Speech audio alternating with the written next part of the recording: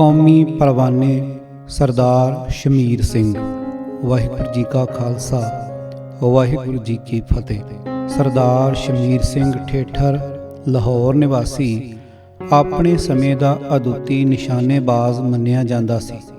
ਇਸ ਦੀ ਬੰਦੂਕ ਤੇ ਤੀਰ ਦਾ ਨਿਸ਼ਾਨਾ ਐਸਾ ਅਚੂਕ ਹੁੰਦਾ ਸੀ ਜਿਹੜਾ ਸਦਾ ਨਿਸ਼ਾਨੇ ਤੇ ਵੱਜਦਾ ਸੀ। ਸਰਦਾਰ ਸ਼ਮੀਰ ਸਿੰਘ ਸਣੇ ਆਪਣੇ 3 ਹੋਰ ਭਾਈਆਂ ਦੇ ਖਾਲਸਾ ਰਾਜ ਦੀ ਉਸਾਰੀ ਦੇ ਕੰਮ ਵਿੱਚ ਸ਼ੇਰੇ ਪੰਜਾਬ ਮਹਾਰਾਜਾ ਰਣਜੀਤ ਸਿੰਘ ਦੀਆਂ ਮੁੱਢਲੀਆਂ ਜਿੱਤਾਂ ਵਿੱਚ ਸ਼ਾਮਲ ਰਹੇ ਸਨ। ਸਰਦਾਰ ਸ਼ਮੀਰ ਸਿੰਘ ਚੱਠਿਆਂ ਦੀ ਪ੍ਰਸਿੱਧ ਲੜਾਈ ਜਿਹੜੀ ਮਾਨਚੜ ਦੇ ਮੈਦਾਨ ਵਿੱਚ ਲੜੀ ਗਈ ਸੀ, ਬੜੇ ਨਾਜ਼ੁਕ ਸਮੇਂ ਸ਼ੇਰੇ ਪੰਜਾਬ ਦੇ ਕੰਮ ਆਇਆ ਸੀ। ਇੱਥੇ ਚੱਠੇ ਮੈਦਾਨ ਫਤਿਹ ਕਰਨ ਵਾਲੇ ਹੀ ਸਨ ਅਤੇ ਇਸ ਦੇ ਨਾਲ ਹੀ ਮਹਾਰਾਜਾ ਰਣਜੀਤ ਸਿੰਘ ਇਹਨਾਂ ਦੇ ਘੇਰੇ ਵਿੱਚ ਡਾਢਾ ਫਸ ਗਿਆ ਸੀ। ਠੀਕ ਇਸ ਅਤ ਕਠਿਨ ਸਮੇਂ ਬਹਾਦਰ ਸ਼ਮੀਰ ਸਿੰਘ ਨੇ ਆਪਣੀ ਬੰਦੂਕ ਤੋਂ ਐਸੀ ਸਹੀ ਨਿਸ਼ਾਨੇ ਤੇ ਗੋਲੀ ਚਲਾਈ ਜਿਸ ਨਾਲ ਚੱਠਿਆਂ ਦੇ ਆਗੂ ਨੂੰ ਫੁੰਡ ਸੁੱਟਿਆ ਤੇ ਉਹ ਉੱਥੇ ਹੀ ਤੜਫ ਕੇ ਠੰਡਾ ਹੋ ਗਿਆ। ਇਸ ਤਰ੍ਹਾਂ ਸ਼ੇਰੇ ਪੰਜਾਬ ਮਹਾਰਾਜਾ ਰਣਜੀਤ ਸਿੰਘ ਦੀ ਹਾਰੀ ਹੋਈ ਬਾਜ਼ੀ ਅੱਖ ਦੇ ਫਰਕਾਰੇ ਵਿੱਚ ਪੂਰਨ ਜਿੱਤ ਵਿੱਚ ਪਲਟ ਗਈ। ਸਰਦਾਰ ਸ਼ਮੀਰ ਸਿੰਘ ਦੀ ਬੰਦੂਕ ਦੇ ਇਸ ਨਿਸ਼ਾਨੇ ਦੇ ਅਚਰਜ ਅਸਰ ਨੂੰ ਦੇਖ ਕੇ ਮਹਾਰਾਜਾ ਰਣਜੀਤ ਸਿੰਘ ਦਾ ਖਿਆਲ ਬਦਲ ਗਿਆ। ਇਸ ਤੋਂ ਪਹਿਲਾਂ ਆਪ ਆਖਿਆ ਕਰਦੇ ਸਨ ਕਿ ਮੈਦਾਨੇ ਜੰਗ ਵਿੱਚ ਤਲਵਾਰਾਂ ਦੀਆਂ ਨਹੀਂ ਰੀਸਾਂ, ਪਰ ਹੁਣ ਇਸ ਦਿਨ ਤੋਂ ਆਪ ਨੇ ਖਾਲਸਾ ਫੌਜ ਵਿੱਚ ਤਲਵਾਰ ਦੇ ਨਾਲ ਬੰਦੂਕ ਦਾ ਆਪਣੇ ਪਾਸ ਰੱਖਣਾ ਵੀ ਹਰ ਜਵਾਨ ਲਈ ਜ਼ਰੂਰੀ ਕਰ ਦਿੱਤਾ। ਕੋਟ ਬੁੱਢੇ ਖਾਨ ਦੀ ਫਤਿਹ। ਸੰਨ 1807 ਵਿੱਚ ਜਦ ਕਸੂਰੀ ਪਠਾਣਾ ਤੇ ਮਹਾਰਾਜਾ ਰਣਜੀਤ ਸਿੰਘ ਨੇ ਚੜ੍ਹਾਈ ਕੀਤੀ ਤਾਂ ਸਰਦਾਰ ਸ਼ਮੀਰ ਸਿੰਘ ਨੂੰ ਸਣੇ ਆਪਣੇ 3 ਭਾਈਆਂ ਤੇ ਰਸਾਲੇ ਦੇ ਕੋਟ ਬੁੱਢੇ ਖਾਨ ਨੂੰ ਫਤਿਹ ਕਰਨ ਦਾ ਹੁਕਮ ਦਿੱਤਾ। ਇਹ ਧਾਵਾ ਆਪ ਨੇ ਇੰਨੀ ਵੀਰਤਾ ਨਾਲ ਕੀਤਾ ਕਿ ਬਹਾਦਰ ਪਠਾਣਾ, ਜਿਨ੍ਹਾਂ ਦੀ ਧਾਕ ਸਾਰੇ ਪੰਜਾਬ ਵਿੱਚ ਬੈਠੀ ਹੋਈ ਸੀ, ਇਸ ਸਮੇਂ ਵੱਡੀ ਦਲੇਰੀ ਨਾਲ ਲੜਨ ਦੇ ਬਾਵਜੂਦ ਸਰਦਾਰ ਸ਼ਮੀਰ ਸਿੰਘ ਦੇ ਤੂਫਾਨੀ ਧਾਵੇ ਨੂੰ ਨਾ ਠੱਲ ਸਕੇ। ਇੱਥੇ ਬੜੀ ਲਹੂ ਡੋਲਵੀਂ ਲੜਾਈ ਹੋਈ, ਪਰ ਠੇਠਰ ਸਰਦਾਰ ਦਾ ਕਿਲੇ ਤੇ ਪੂਰਾ ਕਬਜ਼ਾ ਹੋ ਗਿਆ। ਕੋਟ ਬੁੱਢੇ ਖਾਨ ਤਾਂ ਫਤਿਹ ਹੋ ਗਿਆ, ਪਰ ਸਰਦਾਰ ਸ਼ਮੀਰ ਸਿੰਘ ਅਤੇ ਆਪ ਦੇ ਵੱਡੇ ਭਾਈ ਸਰਦਾਰ ਲੱਖਾ ਸਿੰਘ ਨੂੰ ਇੱਥੇ ਹੱਥੋਂ ਹੱਥ ਲੜਾਈ ਵਿੱਚ ਇੰਨੇ ਡੂੰਘੇ ਫੱਟ ਲੱਗੇ ਸਨ ਕਿ ਆਪ ਦੇ ਬਚੇ ਰਹਿਣ ਦੀ ਕੋਈ ਆਸ ਬਾਕੀ ਨਹੀਂ ਸੀ ਰਹੀ। ਸਰਦਾਰ ਲੱਖਾ ਸਿੰਘ ਤਾਂ ਰਣ ਤੱਤੇ ਵਿੱਚ ਹੀ ਸ਼ਮੀਰ ਸਿੰਘ ਦੀਆਂ ਅੱਖਾਂ ਦੇ ਸਾਹਮਣੇ ਆਪਣਾ ਤਨ ਵਾਰ ਕੇ ਕੌਮੀ ਫਰਜ਼ ਪੂਰਾ ਕਰ ਗਿਆ ਅਤੇ ਸਰਦਾਰ ਸ਼ਮੀਰ ਸਿੰਘ ਵਿੱਚ ਅਜੇ ਕੁਝ ਸਵਾਸ ਧੜਕਦੇ ਸਨ। ਚੰਗੇ ਭਾਗਾਂ ਨੂੰ ਇਸ ਹਫੜਾ ਦਫੜੀ ਵਿੱਚ ਆਪ ਦੇ ਰਸਾਲੇ ਦੇ ਕੁਝ ਸਰਦਾਰਾਂ ਦੀ ਨਜ਼ਰ ਆਪ ਤੇ ਪਈ। ਉਹਨਾਂ ਝੱਟ ਆਪ ਨੂੰ ਉਠਾ ਕੇ ਸੁਰੱਖਿਅਤ ਥਾਂ ਤੇ ਪਹੁੰਚਾ ਦਿੱਤਾ। ਇੱਥੇ ਆਪ ਦੇ ਫੱਟ ਬੱਧੇ ਗਏ ਅਤੇ ਕਾਫੀ ਦਿਨਾਂ ਦੇ ਉਪਰੰਤ ਮਸਾਂ ਕਿਤੇ ਅਰੋਗਤਾ ਪ੍ਰਾਪਤ ਹੋਈ। ਮਹਾਰਾਜਾ ਰਣਜੀਤ ਸਿੰਘ ਦੇ ਮਨ ਤੇ ਸਰਦਾਰ ਲੱਖਾ ਸਿੰਘ ਦੀ ਕੁਰਬਾਨੀ ਤੇ ਸਰਦਾਰ ਸ਼ਮੀਰ ਸਿੰਘ ਦੇ ਫੱਟੜ ਹੋਣ ਦਾ ਬੜਾ ਡੂੰਘਾ ਪ੍ਰਭਾਵ ਪਿਆ। ਇਸੇ ਸੇਵਾ ਬਦਲੇ ਆਪ ਨੂੰ ਵੱਡੀ ਜਗੀਰ ਤੇ ਹੋਰ ਜ਼ਿੰਮੇਵਾਰੀ ਦਾ ਉੱਚਾ ਅਹੁਦਾ ਦਿੱਤਾ। ਮਨਾਂ ਨੂੰ ਕੰਬਾ ਦੇਣ ਵਾਲੀ ਕੁਰਬਾਨੀ। ਸੰਨ 1808 ਦੇ ਆਰੰਭ ਵਿੱਚ ਮਹਾਰਾਜਾ ਰਣਜੀਤ ਸਿੰਘ ਨੇ ਪਹਾੜੀ ਇਲਾਕਾ ਜਸਰੋਟਾ, ਚੰਬਾ, ਨੂਰਪੁਰ ਤੇ ਬਸੋਲੀ ਆਦਿ ਨੂੰ ਖਾਲਸਾ ਰਾਜ ਨਾਲ ਮਿਲਾਉਣ ਲਈ ਆਪਣੇ ਨਾਮੀ ਸਰਦਾਰ ਤੇ ਚੋਣਵੀਂ ਫੌਜ ਨਾਲ ਚੜ੍ਹਾਈ ਕੀਤੀ। ਰਸਤੇ ਵਿੱਚ ਪਠਾਨਕੋਟ ਦੇ ਪ੍ਰਸਿੱਧ ਕਿਲੇ ਨੂੰ ਸਰ ਕਰਨ ਲਈ ਹੱਲਾ ਕੀਤਾ ਗਿਆ। ਅੱਗੋਂ ਕਿਲੇ ਵਾਲਿਆਂ ਬੜੀ ਦਲੇਰੀ ਨਾਲ ਡਟ ਕੇ ਟਾਕਰਾ ਕੀਤਾ। ਸਾਰਾ ਦਿਨ ਦੋਹਾਂ ਧਿਰਾਂ ਵੱਲੋਂ ਅੰਧਾਧੁੰਦ ਗੋਲੀਆਂ ਦਾ ਮੀਂਹ ਵਰਦਾ ਰਿਹਾ। ਸੂਰਮੇ ਆਪਣੇ ਜੰਗੀ ਕਮਾਲ ਇੱਕ ਦੂਜੇ ਨਾਲੋਂ ਵੱਧ ਚੜ ਕੇ ਦੱਸ ਰਹੇ ਸਨ। ਇਸ ਸਮੇਂ ਠੇਠਰ ਸਰਦਾਰ ਸਣੇ ਆਪਣੀ ਫੌਜ ਦੇ ਕਿਲੇ ਤੇ ਪੌੜੀਆਂ ਲਾ ਤੁਰੰਤ ਫੁਰਤ ਜਾਨਾ ਹੂਲ ਕੇ ਉੱਪਰ ਚੜ ਗਏ। ਉੱਪਰ ਪਹੁੰਚਦੇ ਹੀ ਸਰਦਾਰ ਸ਼ਮੀਰ ਸਿੰਘ ਨੇ ਕਿਲੇ ਦੇ ਅੰਦਰ ਛਲਾਂਗ ਮਾਰ ਦਿੱਤੀ। ਇਸ ਨੂੰ ਦੇਖ ਕੇ ਇਸ ਦੇ ਹੋਰ ਦੋਹਾਂ ਬਹਾਦਰ ਭਾਈਆਂ ਸਰਦਾਰ ਸਾਹਿਬ ਸਿੰਘ ਤੇ ਸਰਦਾਰ ਅਮੀਰ ਸਿੰਘ ਨੇ ਵੀ ਕਿਲੇ ਦੇ ਅੰਦਰ ਛਾਲਾਂ ਮਾਰੀਆਂ। ਅੱਗੋਂ ਕਿਲੇ ਵਾਲੇ ਕਿਲੇ ਨੂੰ ਬਚਾਉਣ ਲਈ ਸੂਤੀਆਂ ਤੇਗਾਂ ਨਾਲ ਇਹਨਾਂ ਤੇ ਟੁੱਟ ਪਏ। ਤਿੰਨਾਂ ਭਾਈਆਂ ਦਾ ਆਪਾ ਵਾਰਨਾ। ਇਸ ਸਮੇਂ ਕਿਲੇ ਦੇ ਅੰਦਰ ਇਹਨਾਂ ਭਾਈਆਂ ਐਸੀ ਨਿਡਰਤਾ ਤੇ ਵੀਰਤਾ ਦੱਸੀ ਕਿ ਸੂਰਮਤਾ ਦੀ ਹੱਦ ਮੁਕਾ ਦਿੱਤੀ। ਇੱਥੇ ਉਹ ਤਲਵਾਰ ਚੱਲੀ ਕਿ ਸਭ ਹੈਰਾਨ ਰਹਿ ਗਏ, ਕਿਉਂਕਿ ਕਿਲੇ ਦੇ ਬਚਾਉਣ ਵਾਲਿਆਂ ਦੀ ਗਿਣਤੀ ਬਹੁਤ ਵਧੇਰੇ ਸੀ ਅਤੇ ਇਸ ਤੇ ਕਬਜ਼ਾ ਕਰਨ ਵਾਲੇ ਬਹੁਤ ਥੋੜੇ ਸਨ।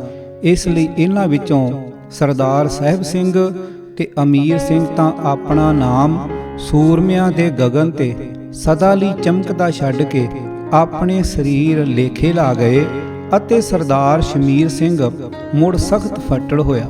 ਪਾਠਕਾਂ ਨੂੰ ਇਹ ਮਾਲੂਮ ਰਹੇ ਕਿ ਇਹਨਾਂ ਵੀਰਾਂ ਦੀਆਂ ਇਹ ਅਦੁੱਤੀਆਂ ਕੁਰਬਾਨੀਆਂ ਬਿਰਥੀਆਂ ਨਹੀਂ ਸੀ ਗਈਆਂ। ਇਸ ਕੁਰਬਾਨੀ ਦਾ ਕਿਲੇ ਵਾਲਿਆਂ ਤੇ ਐਸਾ ਭੈ ਛਾਇਆ ਕਿ ਉਹਨਾਂ ਹਥਿਆਰ ਸੁੱਟ ਦਿੱਤੇ ਅਤੇ ਸਰਕਾਰ ਦੀ ਈਨ ਮੰਨ ਲਈ। ਇਸ ਤਰ੍ਹਾਂ ਨਾ ਕੇਵਲ ਇਸ ਕਿਲੇ ਤੇ ਹੀ ਖਾਲਸਾ ਰਾਜ ਦਾ ਝੰਡਾ ਝੁਲਾ ਦਿੱਤਾ ਗਿਆ, ਸਗੋਂ ਇਸ ਦੇ ਅਸਰ ਨਾਲ ਪਠਾਨਕੋਟ ਦਾ ਸਾਰਾ ਪਰਗਨਾ, ਸੁਜਾਨਪੁਰ ਤੇ ਕਾਂਗੜੇ ਦਾ ਬਹੁਤ ਸਾਰਾ ਇਲਾਕਾ ਖਾਲਸਾ ਰਾਜ ਦਾ ਇੱਕ ਵੱਡਾ ਭਾਗ ਬਣ ਗਿਆ। ਵਾਕਿਆਤ ਦੱਸਦੇ ਹਨ ਕਿ ਚੰਦ ਮਹੀਨਿਆਂ ਦੇ ਅੰਦਰ ਠੇਠਰ ਭਾਈਆਂ ਵਿੱਚੋਂ ਤਿੰਨਾਂ ਵੀਰਾਂ ਤਾਂ ਆਪਣੀਆਂ ਬਹੁਮੁੱਲੀਆਂ ਜਾਨਾਂ ਆਪਣੇ ਖਾਲਸਾ ਰਾਜ ਦੇ ਵਾਧੇ ਲਈ ਨਿਸ਼ਾਵਰ ਕਰ ਦਿੱਤੀਆਂ ਅਤੇ ਚੌਥੇ ਸ਼ਮੀਰ ਸਿੰਘ ਨੇ ਇੰਨੇ ਹੀ ਥੋੜੇ ਸਮੇਂ ਵਿੱਚ ਸਰੀਰ ਤੇ ਅਨੇਕਾਂ ਘਾਉ ਖਾ ਕੇ ਆਪਣਾ ਬਹੁਤ ਸਾਰਾ ਲਹੂ ਪਾਣੀ ਵੱਤ ਵਗਾਇਆ। ਇਸ ਸੰਗਰਾਮ ਦੀ ਫਤਿਹ ਉਪਰੰਤ ਜਦ ਇਹਨਾਂ ਦੋਹਾਂ ਕੌਮੀ ਸ਼ਹੀਦਾਂ ਦੀਆਂ ਖੂਨ ਵਿੱਚ ਲੱਥਪੱਥ ਹੋਈਆਂ ਦੇਹਾਂ ਅਤੇ ਤੀਜੇ ਭਾਈ ਦਾ ਸਿਸਕ ਰਿਹਾ ਸਰੀਰ ਮਹਾਰਾਜਾ ਰਣਜੀਤ ਸਿੰਘ ਦੇ ਸਾਹਮਣੇ ਲਿਆਂਦਾ ਗਿਆ ਤਾਂ ਉਹਨਾਂ ਦਾ ਮਨ ਕੌਮੀ ਪਿਆਰ ਦਾ ਇਹ ਵਿਚਿੱਤਰ ਚਿੱਤਰ ਦੇਖ ਕੇ ਅਥਾਹ ਜੋਸ਼ ਵਿੱਚ ਹੁਲਾਰੇ ਖਾਣ ਲੱਗਾ। ਸ਼ੇਰੇ ਪੰਜਾਬ ਨੇ ਝੱਟ ਆਪਣੇ ਕਮਰ ਕੱਸੇ ਦੀ ਬਹੁਮੁੱਲੀ ਸ਼ਾਲ ਇਹਨਾਂ ਕੌਮੀ ਪਰਵਾਨਿਆਂ ਤੇ ਸਤਿਕਾਰ ਵਜੋਂ ਪਾ ਦਿੱਤੀ ਅਤੇ ਆਪਣੀ ਸ੍ਰੀ ਸਾਹਿਬ ਨੂੰ ਉਛਾਲ ਕੇ ਆਖਿਆ ਕਿ ਖਾਲਸਾ ਰਾਜ ਐਸੇ ਸੂਰਬੀਰਾਂ ਦੀਆਂ ਕੁਰਬਾਨੀਆਂ ਦੀ ਨੀਂਹ ਤੇ ਉਸਰ ਰਿਹਾ ਹੈ, ਜਿਸ ਦੀ ਫੌਜ ਵਿੱਚ ਇਹੋ ਜਿਹੇ ਸੂਰਮੇ ਹੋਣ, ਉਹਨਾਂ ਦੇ ਮਾਲਕ ਨੂੰ ਕਿੰਨਾ ਫਖਰ ਕਰਨਾ ਚਾਹੀਦਾ ਹੈ।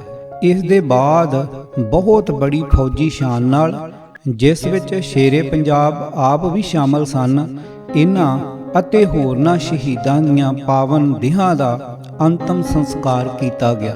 ਖਾਲਸਾ ਰਾਜ ਦੀ ਇਸ ਬਹੁਮੁੱਲੀ ਸੇਵਾ ਦੀ ਖੁਸ਼ੀ ਵਿੱਚ ਮਹਾਰਾਜਾ ਰਣਜੀਤ ਸਿੰਘ ਨੇ ਇਸ ਘਰਾਣੇ ਦੀ ਜਾਗੀਰ ਵਿੱਚ ਹੋਰ ਬਹੁਤ ਸਾਰਾ ਵਾਧਾ ਕਰ ਦਿੱਤਾ। ਹੁਣ ਸ਼ੇਰੇ ਪੰਜਾਬ ਇਸ ਘਰਾਣੇ ਦੀਆਂ ਇਹਨਾਂ ਕੁਰਬਾਨੀਆਂ ਦੇ ਉਪਰੰਤ ਸਰਦਾਰ ਸ਼ਮੀਰ ਸਿੰਘ ਦੀ ਬੜੀ ਇੱਜ਼ਤ ਕਰਦੇ ਹੁੰਦੇ ਸਨ। ਕਿਲ੍ਹਾ ਗੋਬਿੰਦਗੜ੍ਹ ਦੀ ਉਸਾਰੀ। ਸੰਨ 1808 ਵਿੱਚ ਮਹਾਰਾਜਾ ਰਣਜੀਤ ਸਿੰਘ ਨੇ ਗੁਰੂ ਕੀ ਨਗਰੀ ਸ੍ਰੀ ਅੰਮ੍ਰਿਤਸਰ ਦੀ ਵਧੇਰੇ ਰੱਖਿਆ ਲਈ ਇੱਕ ਬਹੁਤ ਬੜਾ ਸ਼ਾਨਦਾਰ ਕਿਲ੍ਹਾ ਉਸਾਰਨ ਦਾ ਹੁਕਮ ਦਿੱਤਾ। ਇਹ ਮਹਾਨ ਕੰਮ ਸਿਆਣੇ ਸਰਦਾਰ ਸ਼ਮੀਰ ਸਿੰਘ ਦੇ ਹੱਥ ਸੌਂਪਿਆ ਗਿਆ।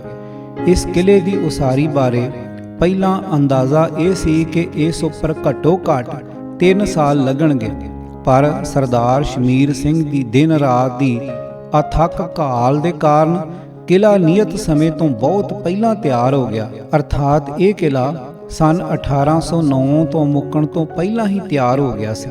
ਇਸ ਕਿਲ੍ਹੇ ਤੇ 3.5 ਲੱਖ ਰੁਪਏ ਖਰਚ ਆਇਆ ਸੀ। ਇਸ ਵਿੱਚ 200 ਫੌਜੀ ਜਵਾਨਾਂ ਦੇ ਰਹਿਣ ਦਾ ਪੱਕਾ ਪ੍ਰਬੰਧ ਸੀ।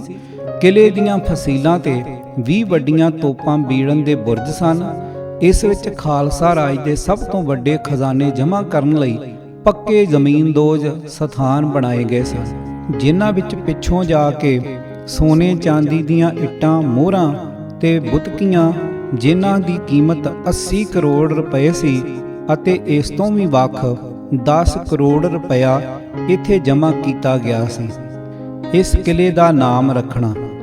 ਜਦ ਕਿਲ੍ਹਾ ਤਿਆਰ ਹੋ ਗਿਆ ਤਾਂ ਇਸ ਵਿੱਚ ਪ੍ਰਵੇਸ਼ ਕਰਨ ਦਾ ਬੜਾ ਦਰਬਾਰ ਕੀਤਾ ਗਿਆ, ਜਿਸ ਵਿੱਚ ਦੂਰ ਦੂਰ ਦੀਆਂ ਛਾਵਣੀਆਂ ਤੋਂ ਫੌਜੀ ਸਰਦਾਰ ਤੇ ਮੁਲਕੀ ਰਾਈਸਾਂ ਨੂੰ ਮੰਗਵਾਇਆ ਗਿਆ ਸੀ। ਸ੍ਰੀ ਗੁਰੂ ਗ੍ਰੰਥ ਸਾਹਿਬ ਜੀ ਦੇ ਅਖੰਡ ਪਾਠ ਦੀ ਸੰਪੂਰਨਤਾ ਦੇ ਉਪਰੰਤ ਇਸ ਕਿਲ੍ਹੇ ਦੇ ਨਾਮ ਰੱਖਣ ਤੇ ਦਰਬਾਰ ਵਿੱਚ ਖੁੱਲ੍ਹੀ ਵਿਚਾਰ ਕਰਨ ਲਈ ਮਹਾਰਾਜਾ ਰਣਜੀਤ ਸਿੰਘ ਨੇ ਇੱਛਾ ਪ੍ਰਗਟ ਕੀਤੀ। ਲੰਮੀ ਵਿਚਾਰ ਦੇ ਬਾਅਦ ਸ਼ੇਰੇ ਪੰਜਾਬ ਦੀ ਹਜ਼ੂਰੀ ਵਿੱਚ ਉਸ ਸਮੇਂ ਜਿਹੜੇ ਨਾਮ ਪੇਸ਼ ਕੀਤੇ ਗਏ ਉਹਨਾਂ ਵਿੱਚੋਂ ਕੁਝ ਇਹ ਸਨ: ਰਣਜੀਤਗੜ੍ਹ, ਕੋਟ ਖੜਗ ਸਿੰਘ, ਸ਼ੇਰਗੜ੍ਹ ਆਦਿ। ਇਹਨਾਂ ਸਾਰੇ ਦੱਸੇ ਗਏ ਨਾਵਾਂ ਨੂੰ ਸੁਣਨ ਦੇ ਉਪਰੰਤ ਮਹਾਰਾਜਾ ਰਣਜੀਤ ਸਿੰਘ ਨੇ ਆਪਣੇ ਵੱਲੋਂ ਸੋਚਿਆ ਹੋਇਆ ਨਾਮ ਦੱਸਿਆ ਅਤੇ ਉਹ ਨਾਮ ਸੀ ਮਹਾਰਾਜਾ ਸਾਹਿਬ ਦੇ ਆਪਣੇ ਸਤਿਕਾਰਯੋਗ ਸਤਿਗੁਰੂ ਸ੍ਰੀ ਦਸ਼ਮੇਸ਼ ਜੀ ਦੇ ਨਾਮ ਤੇ ਗੋਬਿੰਦਗੜ੍ਹ। ਸ਼ੇਰੇ ਪੰਜਾਬ ਦੀ ਸ਼ਰਧਾ ਅਨੁਸਾਰ ਕਿਲੇ ਦਾ ਨਾਮ ਇਹ ਰੱਖਿਆ ਗਿਆ।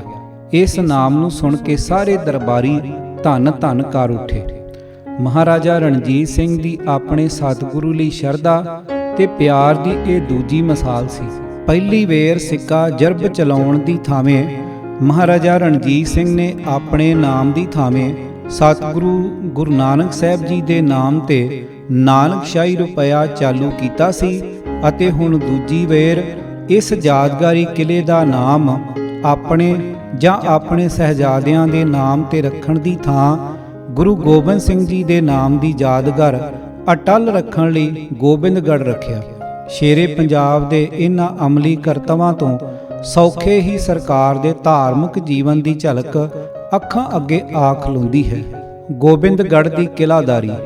ਇਸ ਕਿਲੇ ਦੀ ਉਸਾਰੀ ਦੇ ਕੰਮ ਨੂੰ ਠੇਠਰ ਸਰਦਾਰ ਦੇ ਐਸੀ ਯੋਜਨਾ ਨਾਲ ਸਿਰੇ ਚਾੜ੍ਹਨ ਦੇ ਕਾਰਨ ਸ਼ੇਰੇ ਪੰਜਾਬ ਸਰਦਾਰ ਸ਼ਮੀਰ ਸਿੰਘ ਪਰ ਇੰਨੇ ਪ੍ਰਸੰਨ ਹੋਏ ਕਿ ਇਸ ਕਿਲੇ ਦਾ ਪਹਿਲਾ ਕਿਲੇਦਾਰ ਸਰਦਾਰ ਨੇ ਆਪ ਜੀ ਨੂੰ ਹੀ ਨਿਯਤ ਕੀਤਾ।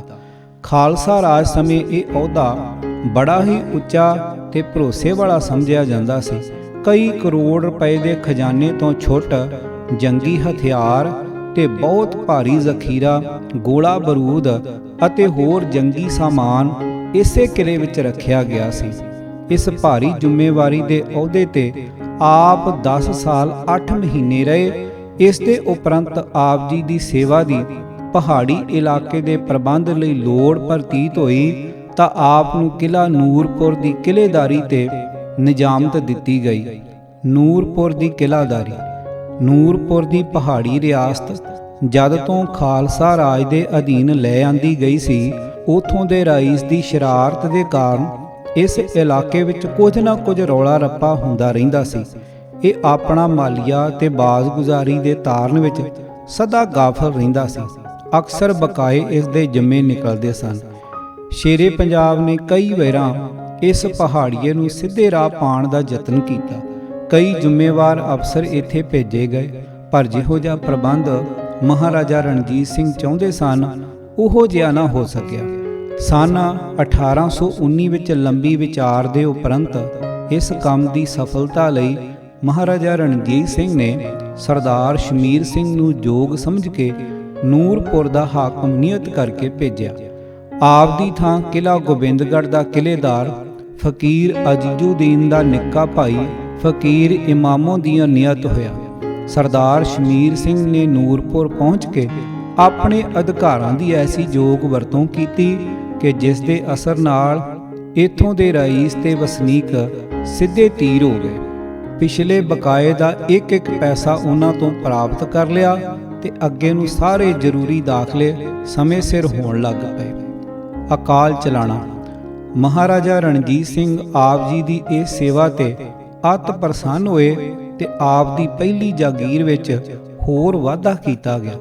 ਇਸ ਤਰ੍ਹਾਂ ਸਰਦਾਰ ਸ਼ਮੀਰ ਸਿੰਘ ਠੇਠਰ ਆਪਣਾ ਸਾਰਾ ਜੀਵਨ ਘਾਲਾਂ ਘਾਲ ਕੇ, ਜਿਸ ਵਿੱਚ ਆਪ ਨੂੰ ਕਈ ਵਾਰੀ ਆਪਣੇ ਖੂਨ ਦੇ ਹੜ੍ਹ ਵਗਾਉਣੇ ਪਏ ਸਨ ਅਤੇ ਆਪਣੇ ਤਿੰਨਾਂ ਸ਼ੇਰ ਵਰਗੇ ਭਾਈਆਂ ਨੂੰ ਖਾਲਸਾ ਰਾਜ ਦੀ ਉਸਾਰੀ ਲਈ ਆਪਣੀਆਂ ਅੱਖਾਂ ਦੇ ਸਾਹਮਣੇ ਭੇਟਾ ਚੜ੍ਹਾ ਕੇ ਸਨ 1842 ਵਿੱਚ ਅਕਾਲ ਚਲਾਣਾ ਕਰ ਗਏ ਤੇ ਸਦਾ ਲਈ ਆਪਣਾ ਨਾਮ ਅਮਿਟ ਛੱਡ ਗਏ। ਇਸ ਘਰਾਣੇ ਦੇ ਹੋਰ ਵੀਰ ਸਰਦਾਰ ਸ਼ਮੀਰ ਸਿੰਘ ਦੇ ਚਲਾਣੇ ਦੇ ਉਪਰੰਤ ਆਪ ਦਾ ਸੁਪੁੱਤਰ ਸਰਦਾਰ ਬਚਨ ਸਿੰਘ ਅਤੇ ਭਤੀਜਿਆਂ ਵਿੱਚੋਂ ਸਰਦਾਰ ਸ਼ੇਰ ਸਿੰਘ ਨੇ ਖਾਲਸਾ ਰਾਜ ਦੇ ਵਾਧੇ ਲਈ ਕਈ ਸੰਗਰਾਮਾਂ ਵਿੱਚ ਬੜੀ ਨਿਡਰਤਾ ਨਾਲ ਹਿੱਸਾ ਲਿਆ, ਜਿਸ ਨਾਲ ਆਪ ਨੇ ਆਪਣੇ ਘਰਾਣੇ ਦੇ ਵੱਡੇ ਵਡੇਰਿਆਂ ਦੇ ਨਾਮ ਨੂੰ ਹੋਰ ਵੱਧ ਉਜਾਗਰ ਕਰ ਦਿੱਤਾ। ਖਾਸ ਕਰ ਕਸ਼ਮੀਰ, ਨੌਸ਼ਹਿਰਾ, ਤਰਕੀ, ਬੰਨੂ, ਖੈਰਾਬਾਦ ਅਤੇ ਪੇਸ਼ਾਵਰ ਦੀਆਂ ਰਣ ਭੂਮੀਆਂ ਵਿੱਚ ਆਪ ਦੇ ਸ਼ਾਨਦਾਰ ਕਾਰਨਾਮੇ ਕਦੇ ਨਾ ਭੁੱਲਣ ਵਾਲੇ ਸਨ। ਇਹੀ ਕਾਰਨ ਸੀ ਕਿ ਇਹ ਘਰਾਣਾ ਖਾਲਸਾ ਫੌਜ ਵਿੱਚ ਅਤ ਪਿਆਰਿਆ ਜਾਂਦਾ ਸੀ। ਖਾਲਸਾ ਰਾਜ ਦੇ ਉਸਰਈਏ। ਆਵਾਜ਼ ਭਾਈ ਗੁਰਜੰਟ ਸਿੰਘ ਰੂਪੋਵਾਲੀ। ਵਾਹਿਗੁਰੂ ਜੀ ਕਾ ਖਾਲਸਾ, ਵਾਹਿਗੁਰੂ ਜੀ ਕੀ ਫਤਿਹ।